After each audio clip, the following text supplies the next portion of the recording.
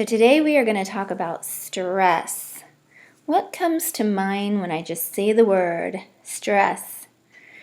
Could be a lot of things. I know stress comes in different shapes and sizes. We usually think of stress in terms of things that give us stress, though. It could be things like an overwhelming workload, traffic, kids fighting, financial concerns, maybe even health concerns, or even caring for other people like elderly parents. What if I told you, though, that the real source of stress isn't really those external demands that threaten us, but it's actually how things are interpreted in our own brain? See, our brain is designed to minimize danger and maximize reward, and its job is to look for threat in order to keep us safe. In fact, we have 5 times more networks in our brain to look for danger than we do to look for reward. And the area of our brain that specifically detects threat or is looking constantly for threats, always on the lookout, is called the amygdala. So the job of the brain is to make sense of what we experience, and it attaches meaning to things. And you do this thousands and thousands of times a day without even realizing it.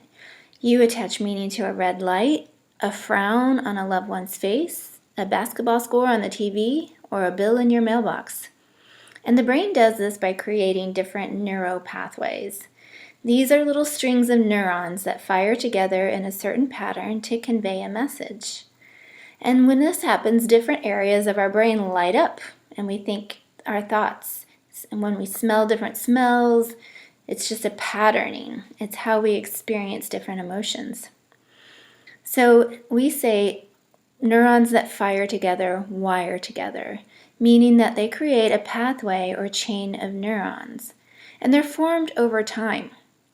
So when you learn something new, you form a new neural pathway. And then there's memory and connections that are made between those neurons as that habit or that memory repeats itself. But the other part of it is that our brains can also get distracted.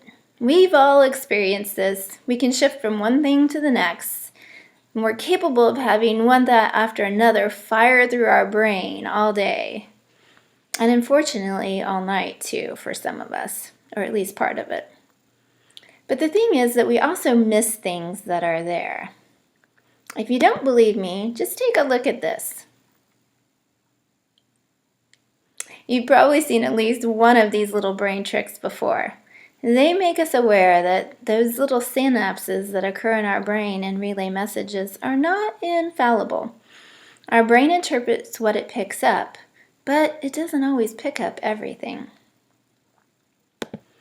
So what we know so far is that our brains look for threat, and that's their job. They're designed to protect us.